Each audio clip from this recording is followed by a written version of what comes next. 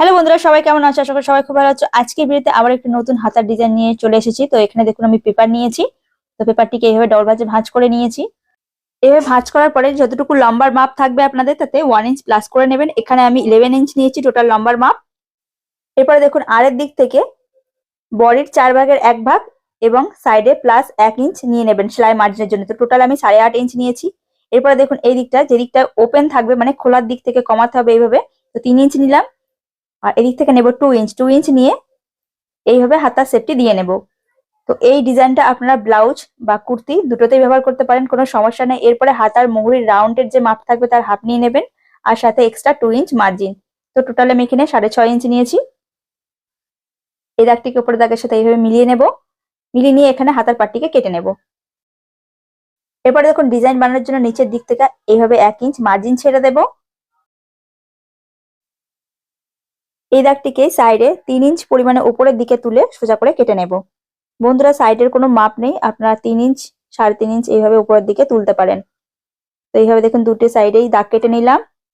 আর এখানে দুটি গ্যাপের মাঝের মাপ আছে 1 ইঞ্চ। তো এইভাবে 1 ইঞ্চ 1 ইঞ্চ মাপ নিয়ে দেখুন 6টি দাগ এখানে কেটে নেব। তো বন্ধুরা, এখানে যে স্কেলের স্কেলটা দেখা যাচ্ছে, এই স্কেলের আর এর মাপটা আছে 1 ইঞ্চ, সেই জন্য আমি স্কেল দিয়ে এইভাবে 6টি লাইন কেটে নিলাম। তো বন্ধুরা, এখানে দাগ টানার জন্য আমি চক ব্যবহার করেছিলাম। সেক্ষেত্রে পেপারটিকে দেখুন এইভাবে খুলে নিয়ে উল্টো দিকে এইভাবে আরেকবার ভাঁজ করে হাত দিয়ে একটু চাপ দিলে দেখুন এই চকের দাগটি উল্টো সাইডে হালকা হালকা চলে আসবে। তো এই দাগ অনুযায়ী আবারও চক দিয়ে দাগ কেটে এই দাগটিকে ডিপ করে নেব। তো বন্ধুরা, এই ডিজাইনটি খুবই সহজ, আপনারা একবার চেষ্টা করলে খুব সহজেই বানাতে পারবেন।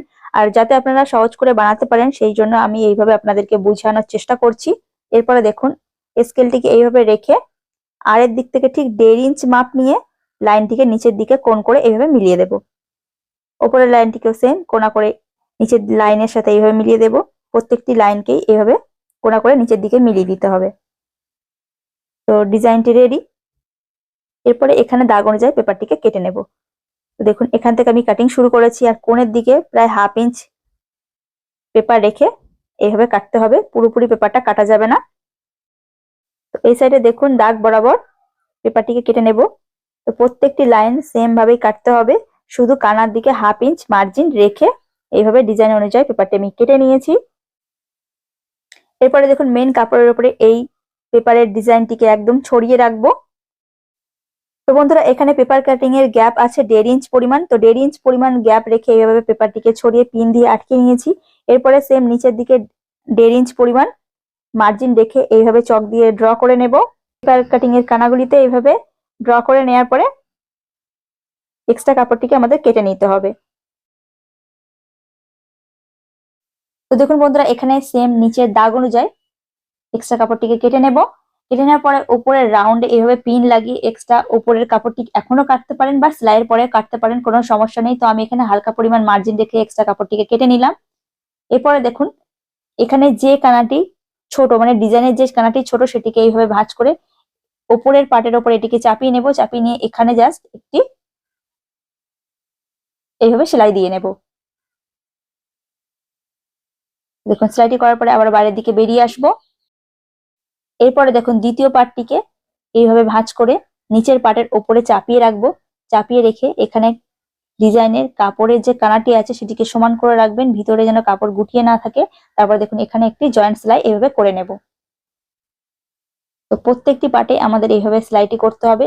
একবার সেলাই করে বাইরের দিকে বেরিয়ে এসে দ্বিতীয় সাইডটিকে আমাদের সেলাই করতে হবে। দেখুন এই সাইডের পার্টটিকে আবারও উপরের দিকে ভাঁজ করে এইভাবে রেখে এখানে জয়েন্ট সেলাই দিয়ে নেব। তো দেখুন বন্ধুরা, সেলাইটি করার পরে এইভাবে আবারও বাইরের দিকে বেরিয়ে আসতে হবে। বেরিয়ে এসে আবারও পরবর্তী ডিজাইনটিকে এইভাবে উঠিয়ে নিচের ডিজাইনের ওপরে ভাঁজ করে রাখতে হবে। এখানে কাপড়ের যে কানাটি আছে দেখুন আমি কিন্তু ভাঁজ করিনি, সেম একদম সমান করে সামনের দিকে রেখে এখানে ডিজাইনটিকে সেলাই করে নিলাম। আশা করি বুঝতে পেরেছেন কিভাবে এখানে সেলাইটি করতে হবে। তো এইভাবেই সব কটি ডিজাইনের কানাটিকে নিচের ডিজাইনের ওপরে চাপিয়ে নিয়ে সেলাইটি করে জয়েন্ট করে নিতে হবে প্রত্যেকটি কানা। দেখুন এইভাবে আমি জয়েন্ট করে নিচ্ছি। তো দেখুন বন্ধুরা, এখানে এই ডিজাইনের কানাটিকেও এইভাবে ভাঁজ করে নিচের পাটের উপরে চাপিয়ে রাখলাম। যতটুকু কাট লাগানো আছে সেই কাট লাগানো পর্যন্তই আমরা এইভাবে জয়েন্ট সেলাই করে নেব। তারপর দেখুন এই ডিজাইনটিকে উঠাবো, নিচের ডিজাইনের উপরে চাপিয়ে রেখে এখানে জয়েন্ট সেলাই করে নিলাম। এরপরে এক্সট্রা মার্জিনটিকে পুরোপুরি কেটে নেব। এরপরে পেপারটিকে খুলে নিয়ে এর উপরে এক্সট্রা আস্তারের পট্টি রেখে এখানে নিচের কানাটিকে জয়েন্ট সেলাই করে নেব। বন্ধুরা এখানে এভাবে আপনারা এক্সট্রা পট্টি জয়েন করতে পারেন, বা নিচে হাতার যে বর্ডারটা হয় সেই বর্ডার জয়েন করে এখানে হাতার পাটি রেডি করতে পারেন। দেখুন পট্টিটিকে নিচের দিকে খুলে নিয়ে একটি উপর দিয়ে সেলাই দিয়ে নিলাম। তারপরে পট্টিটিকে উল্টো পিঠে উল্টে দিয়ে হাতার কানাটিকে ঘুরিয়ে একটি সেলাই দিয়ে এক্সট্রা মার্জিনটিকে কেটে নেব। তো বন্ধুরা এখানে ডিজাইনটিকে আরো ফুটিয়ে তোলার জন্য আমি এখানে হোয়াইট কালার পুঁতি জয়েন করে নিচ্ছি। পুঁতি ছাড়াও এই ডিজাইনটা সুন্দর লাগছে, আপনারা এইভাবেও রাখতে পারেন, বা হোয়াইট কালার পুঁতি বা গোল্ডেন কালার পুঁতি থাকলে আপনাদের কাছে এইভাবে জয়েন করে ডিজাইনটাকে রেডি করে নিতে পারেন। তো বন্ধুরা ভিডিওটি কেমন লেগেছে অবশ্যই কমেন্ট বক্সে কমেন্ট করে জানাতে ভুলবেন না। আরো এমন সহজ নিয়মে নতুন নতুন ভিডিও দেখার জন্য আমার চ্যানেলটিকে অবশ্যই সাবস্ক্রাইব করে পাশে থাকা বেল আইকনে ক্লিক করে অল ক্লিকে সেট করে রাখবেন। আজকের ভিডিওটি এখানে শেষ করছি। Thank you so much. সবাই সুস্থ থাকবেন, ভালো থাকবেন।